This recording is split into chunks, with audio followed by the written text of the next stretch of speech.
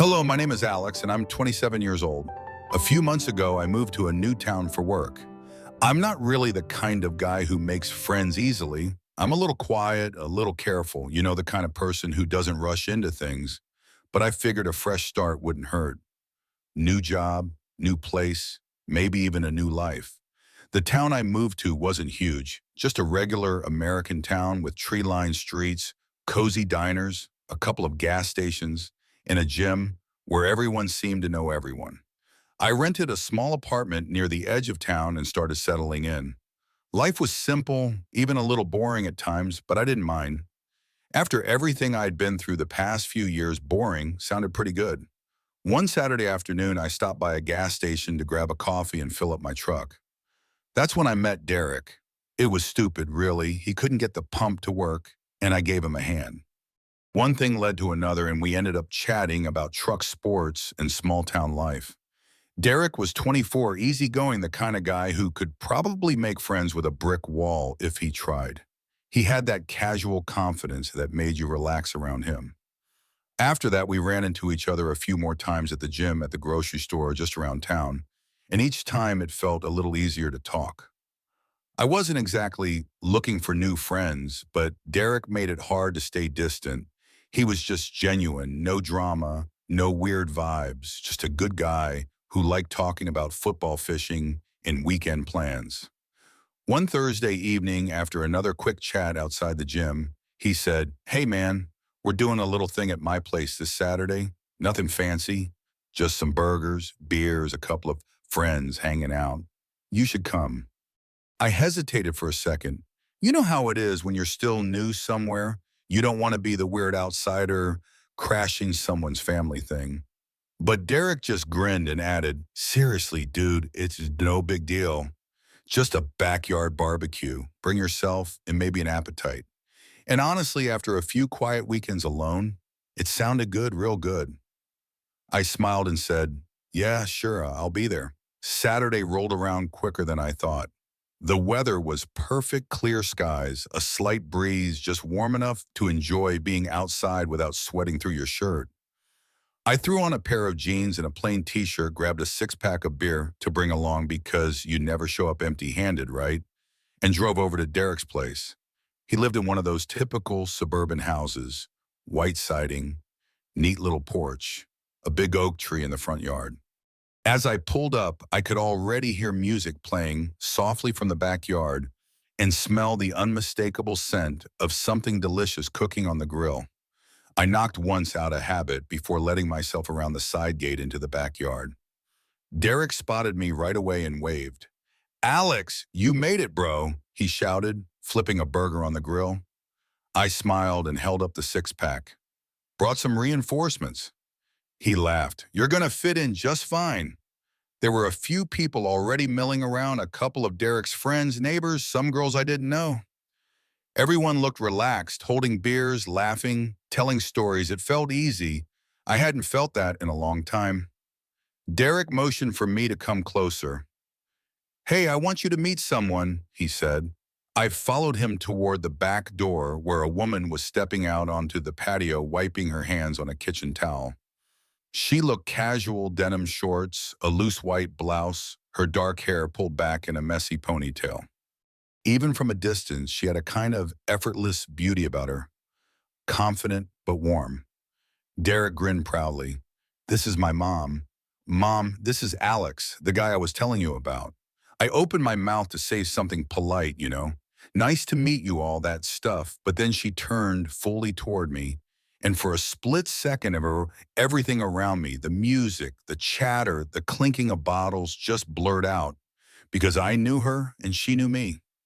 Our eyes locked, and I could see the shock flash across her face just for a moment before she quickly masked it with a smile. I felt my chest tighten. It wasn't just recognition. It wasn't the kind of, "Hey, I think we've seen each other before, look." No, it was the deep, undeniable acknowledgement of two people who had shared something real, something secret, something that wasn't supposed to follow them here. She stepped forward, recovering faster than I did, and held out her hand. "Hi, Alex. It's nice to finally meet you," she said smoothly. Finally. The word hit harder than it should have. I took her hand, and for a brief second, the past rushed back between us, a storm of memories packed into a single silent handshake. I forced a polite smile and said, "Nice to meet you too, ma'am." The world around us snapped back into focus. Derek chatting about the grills, people laughing, music drifting in the background. But in that moment, I realized something that made my stomach flip. This wasn't our first meeting, not even close. And from the way she subtly avoided my gaze after that, I knew she remembered every single second of it too.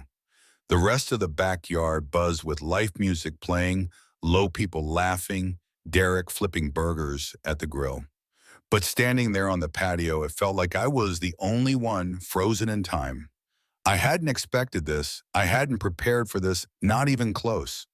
Derek's mom recovered quickly. Her handshake was firm, her smile almost effortless almost. If you didn't know what to look for, you'd think everything was perfectly normal. But I knew better. I caught the tiniest hesitation before she spoke, the way her hand lingered just a second longer than necessary in mine, and how her eyes, those deep, familiar eyes, darted away from me just a little too fast. I pulled myself together and tried to match her energy, pretend smile blend in. "So how do you know Derek?" she asked, her voice light. "We met at the gym and then just around town I said careful to keep it casual." I realized my voice sounded a little tighter than normal. I hope no one else noticed. She nodded and tucked a loose strand of hair behind her ear, a nervous gesture I remembered well. It was the same thing she did that night we first met at the bar when she laughed at my stupid jokes over a cheap beer and the jukebox played some old rock song no one cared about anymore. Before I could say anything else, Derek clapped a hand on my shoulder. "Come on, bro.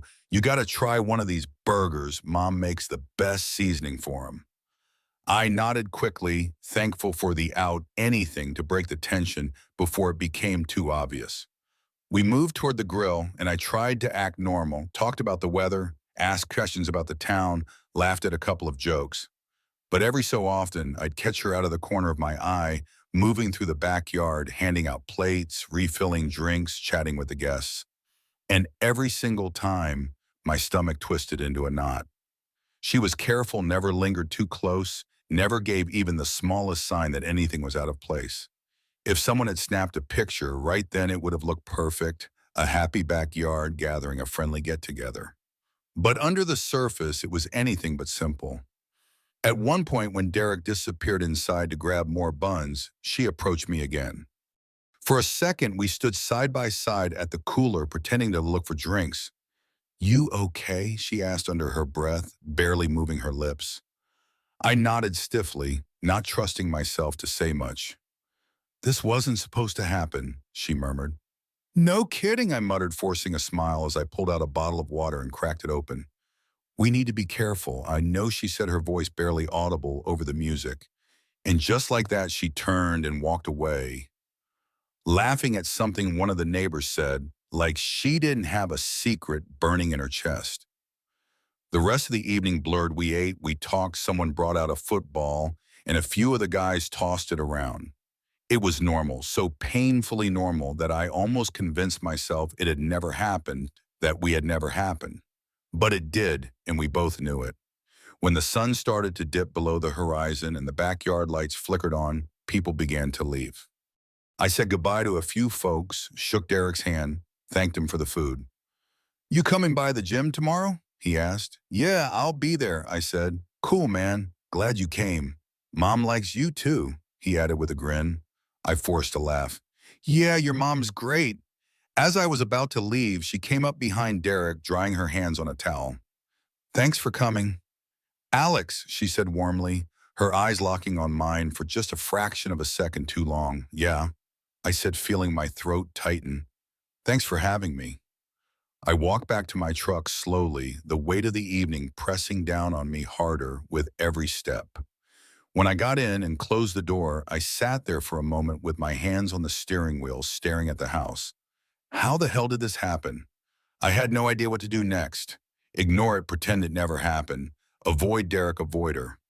But the truth was there was no avoiding it now. Some lines once crossed don't just disappear.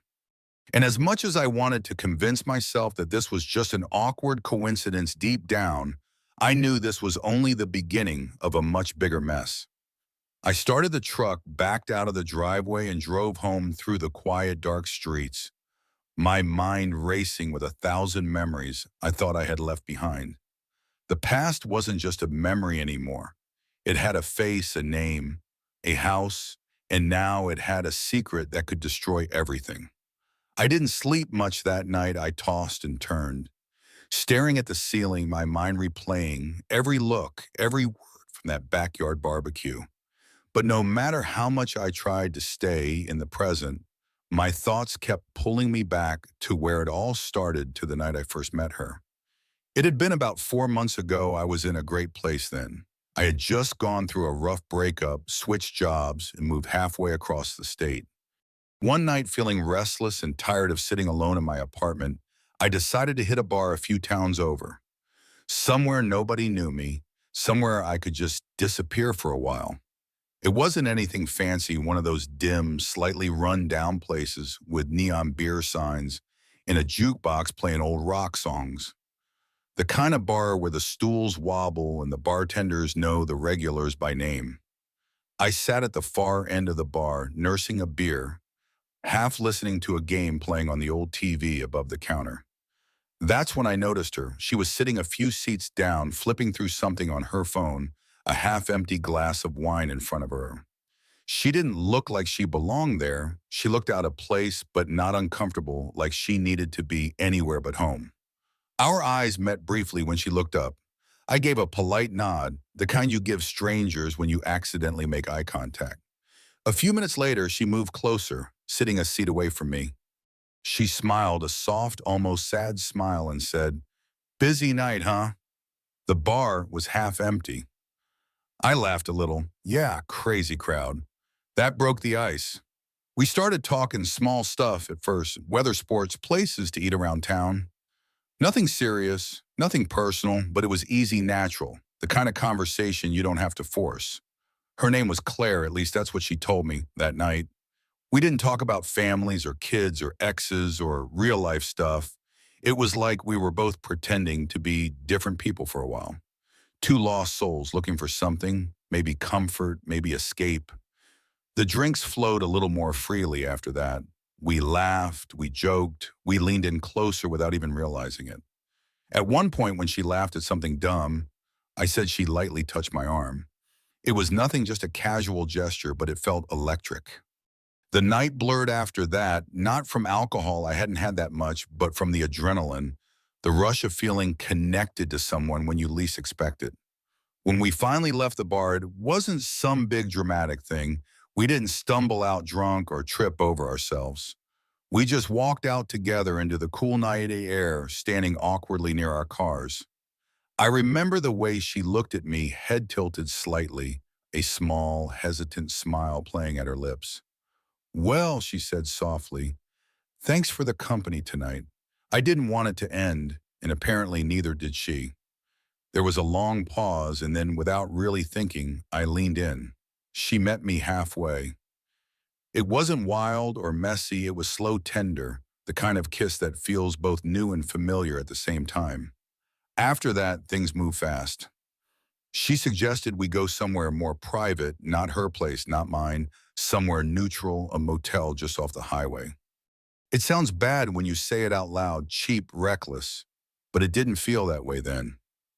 It felt inevitable. We spent the night together, no promises, no talk about the future, just two people trying to forget the rest of the world for a little while.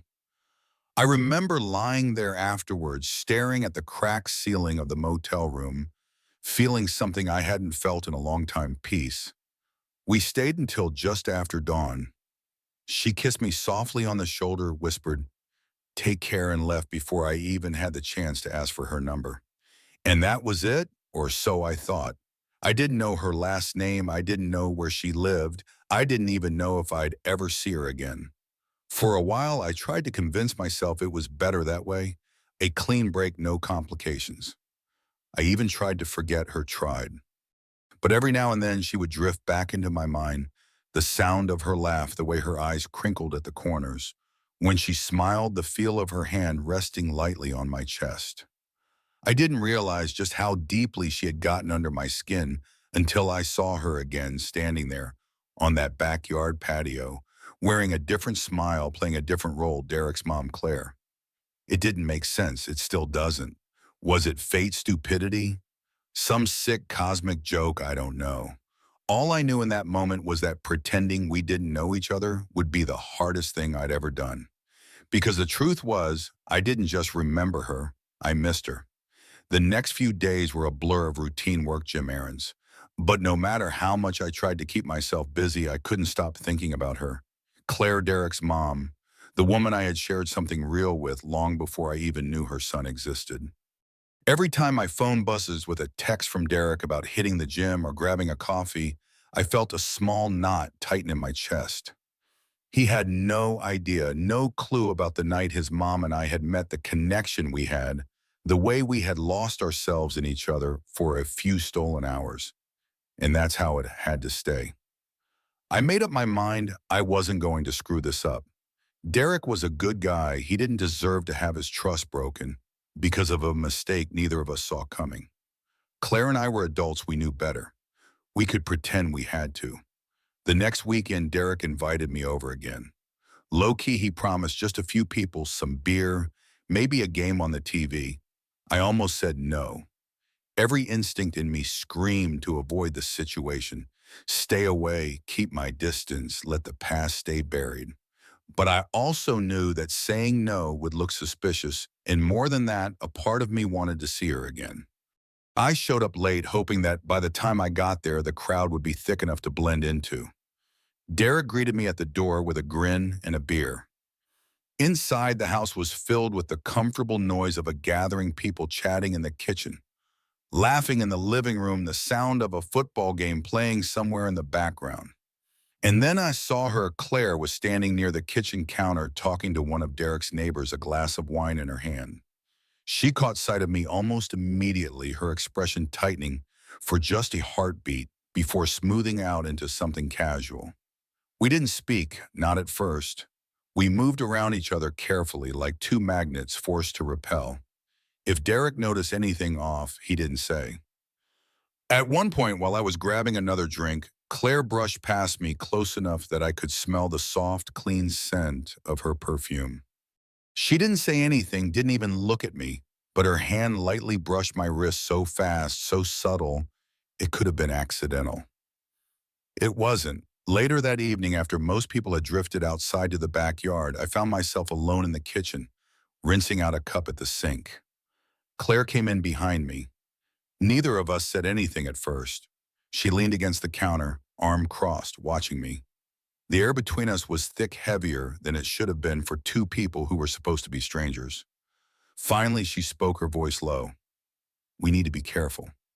I turned off the tap and set the cup down, not looking at her. "I know," I said. "This can't happen again," she said, her tone firm, almost pleading. I nodded.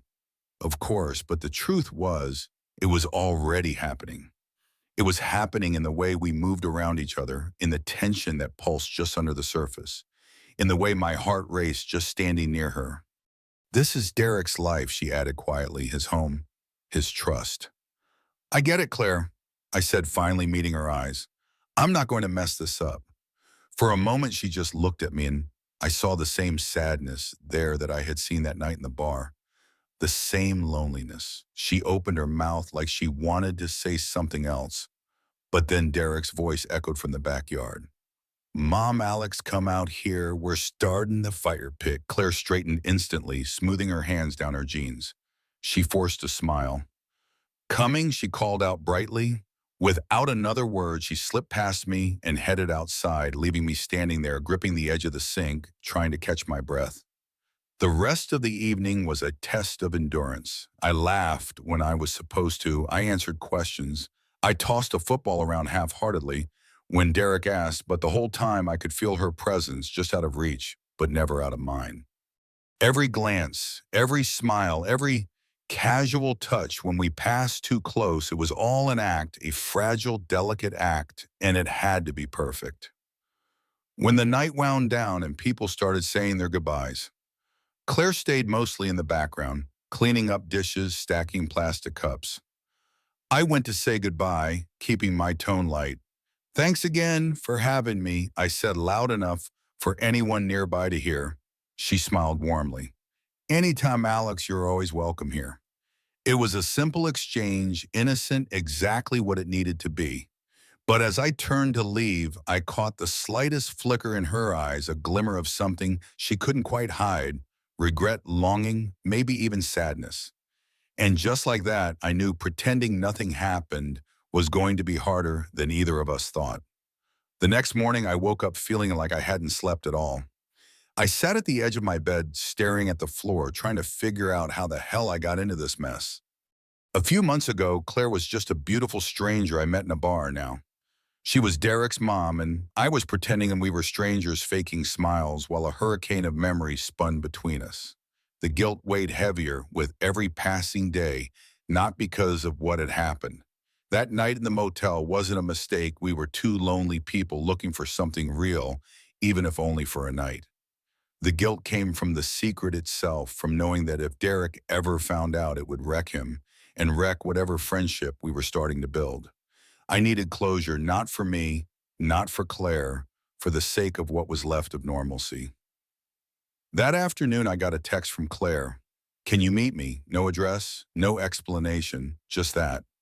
Part of me wanted to ignore it, pretend the whole thing never happened, move on. But another part of me, the part that couldn't forget the way she smiled at me that night in the bar, the way she looked away from me in the backyard, knew I had to go. We met at a quiet park just outside of town, a place where no one would recognize us, where we could talk without the walls listening. Claire was already there when I arrived, sitting at a weathered picnic table under a huge oak tree. She looked tired, beautiful but tired. I walked over slowly, hands stuffed in my jacket pockets. Hey, I said quietly. She looked up, offering a weak smile. Hey. For a moment, neither of us said anything. The sounds of the town cars, birds, kids playing somewhere far off filled the silence. Finally, she spoke. I needed to see you one more time to say things clearly. I nodded and sat down across from her. We have to bury this, she said, her voice steady. No glances, no slip-ups, no memories, not around Derek, not around anyone. I swallowed hard. I know. I care about him more than anything in this world, she continued. And you're a good person, Alex. You didn't know, neither did I. But if we slip, even a little, she shook her head, it would destroy him. I felt something twist deep inside my chest. She wasn't wrong, and hearing her say it made it feel final, permanent. We'll act like we're strangers, I said flat final. She nodded, exactly like it never happened. But it did. We both knew it, and no amount of pretending could erase the past. Still, for Derek's sake, for all our sakes, it had to be done. Claire reached into her purse and pulled out a small piece of paper. She slid it across the table toward me. I picked it up. It was a receipt from the bar where we first met, the date circled in pen. I kept it, she said softly. At first, I don't know, as a reminder that I was still alive, that I could feel something again. I stared at it for a moment, then folded it carefully and slid it into my pocket. Thank you, I said. She smiled sadly. Goodbye, Alex. Goodbye, Claire. She stood up, hesitated for half a second, like she wanted to say more or maybe even hug me, but then just turned and walked away, leaving me sitting there under the oak tree with nothing but memories. I watched her go until she disappeared down the path. And just like that, the chapter closed. There were no promises, no second chances, just a silent agreement. We would lock this secret away forever.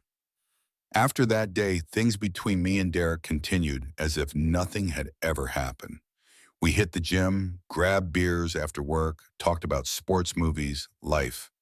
Every now and then I'd see Claire at his house, waving from the kitchen window or stepping onto the porch to say hello when I dropped by.